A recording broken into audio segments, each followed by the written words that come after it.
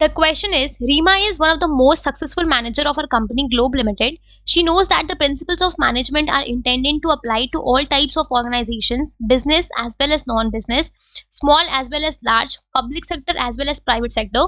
Explain any three other points of the nature of principle of management other than the one identified above. तो यहाँ पे question क्या बोल रहा है आपका कि जो रीमा है वो एक मैनेजर है अपनी कंपनी ग्लोब लिमिटेड में. उसने क्या बोला है कि उसको पता है कि जो भी आपके मैनेजमेंट के प्रिंसिपल्स होते हैं वो आपके हर टाइप ऑफ ऑर्गेनाइजेशंस में अप्लाई होते हैं, चाहे वो प्रॉफिट हो, नॉन प्रॉफिट हो, बिजनेस हो, नॉन बिजनेस हो, स्मॉल हो, लार्ज हो, पब्लिक हो, प्राइवेट हो, हर टाइप के ऑर्गेनाइजेशंस में हम इन प्रिंसिपल्स ऑफ मैनेजमेंट को यूज कर सकते हैं. यानी कि ये कौन सा फीचर है आपका प्रिंसिपल्स ऑफ मैनेजमेंट का? तो ये फीचर है आपका यूनिवर्सल एप्लीकेबिलिटी का.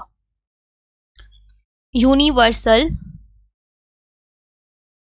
एप्लीकेबिलिटी का, राइट. तो हमें क्वेश्चन क्या बोल रहा है कि हमने जो फीचर यहाँ पे आइडेंटिफाई करा है इसके अलावा हमें तीन और फीचर्स बताने हैं मैनेजमेंट के प्रिंसिपल्स के.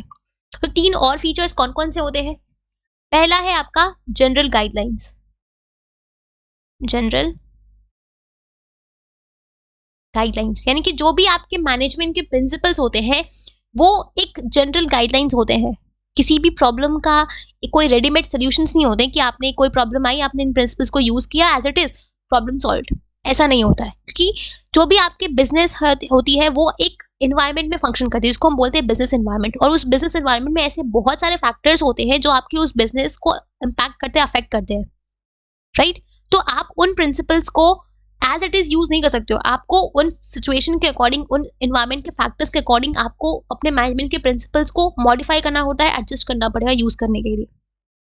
तो ये जो आपके मैनेजमेंट के प्रिंसिपल्स होते हैं ये सिर्फ आपको गाइड करते हैं कि आपको इन प्रॉब्लम्स को कैसे सॉल्व करना है. ये प्रॉब्लम को सॉल्व नहीं करते, ये प्रॉब्लम को सॉल्व करने के लिए आपको एक गाइडेंस देते हैं, गाइडेंस प्रोवाइड करते हैं, right. So they are the general guidelines. ठीक है. नंबर 2 क्या है आपका कि जो भी आपके मैनेजमेंट के प्रिंसिपल्स होते हैं they are formed by practice and experiments. They are formed by practice and experiments. तो जितने भी आपके मैनेजमेंट के प्रिंसिपल्स होते हैं वो सब के सब आपके प्रैक्टिस और एक्सपेरिमेंट से बनाए गए हैं. मींस जो भी आपके मैनेजमेंट के प्रिंसिपल्स डेवलप किए गए हैं वो सिर्फ एक proper research, analysis, observations, experiments conduct करके तब उनको फॉर्म किया गया है. ऐसे ही सिर्फ हिट एंड ट्राई मेथड से नहीं फॉर्म किया गया है. एक प्रॉपरली स्टडी कंडक्ट करके, प्रॉपर रिसर्च, प्रॉपर एनालिसिस करके हमने उस प्रिंसिपल्स को ड्राइव किया है या डेवलप किया है, right. And number 3 is your flexible. जो भी आपके मैनेजमेंट के प्रिंसिपल्स होते हैं ये फ्लेक्सिबल होते हैं. They are flexible in nature. ये रिजिड नहीं होते हैं. हम इनको सिचुएशन के अकॉर्डिंग मॉडिफाई कर सकते हैं, इनको एडजस्ट कर सकते हैं. ठीक है. That is they are flexible in nature.